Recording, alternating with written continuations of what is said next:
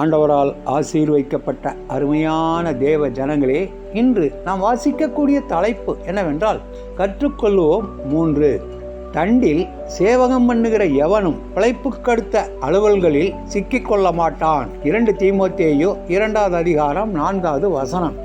எல்லா காலங்களிலும் ஏமாற்றி பொய் சொல்லி ஜெயிக்கும் பழக்கம் இருக்கத்தான் செய்கின்றது.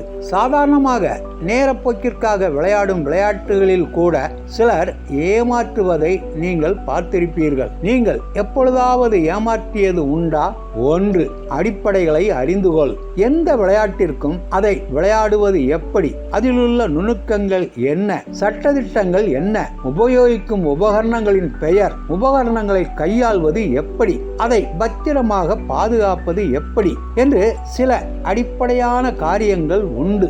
அதை தெரிந்து கொள்ளாமல் விளையாடினால் தவறுகளும் தோல்விகளும் ஏற்படும். சில நேரங்களில் விபத்துகளும் காயங்களும், ஏன் மரணமும் கூட ஏற்படலாம். அதுபோல ஆவிக்குரிய வாழ்க்கைக்கென வேத சட்டங்களும் சமாதானமாகவும் சந்தோஷமாகவும் வாழ்வதற்கென சில அடிப்படை கொள்கைகளும் நியதிகளும் வேதாகமத்தில் உள்ளன.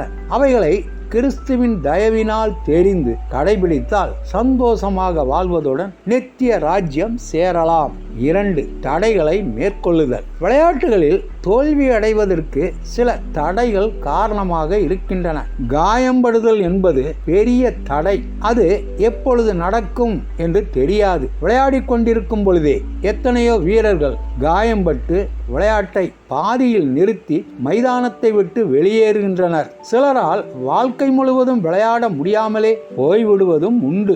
தகுதியான சிகிச்சைகள் எடுப்பதன் மூலம் காயங்களை குணப்படுத்தலாம். யூகமாக விளையாடினால் காயங்கள் ஏற்படுவதையும் தவிர்க்கலாம். நம்பிக்கை இல்லாமல் விளையாடுவது, பயத்துடன் விளையாடுவது என்று இன்னும் பல தடைகள் உள்ளன. கிறிஸ்தவ வாழ்க்கையிலும் சாத்தானால் காயம்பட்ட வீரர்கள் அநேகரின் ஓட்டம் தடைபடுகிறது. கிறிஸ்துவின் இரத்தத்தால் சுகமடைந்து தடைகளை தகர்த்தெறிந்து மீண்டும் ஓடலாம். 3. அர்ப்பணம் செய்தல். ஒரு விளையாட்டு வீரர் தன்னை அந்த விளையாட்டிற்கு முழுவதும் அர்ப்பணிக்க வேண்டும். சில நேரங்களில் பிரச்சனைகளும் துன்பங்களும் ஏற்படலாம். சோர்ந்து போகாமல் ஒரு மனதாக அந்த விளையாட்டில் கவனம் செலுத்த வேண்டும். ஏனோ தானோவென விளையாடக்கூடாது. முழு அர்ப்பணிப்பு தான் வெற்றியின் ரகசியமாகும். கிறிஸ்தவ வாழ்விலும் வெற்றியின் ரகசியம் முழு மனதுடன் முழு பலத்துடன் கிறிஸ்துவின் அன்பு கூறுவதுதான் ஆகும். உங்களை அர்ப்பணித்து விட்டீர்களா? ஆண்டவர் தாமே நம் அனைவரையும் ஆசீர்வதிப்பாராக. ஆமென்.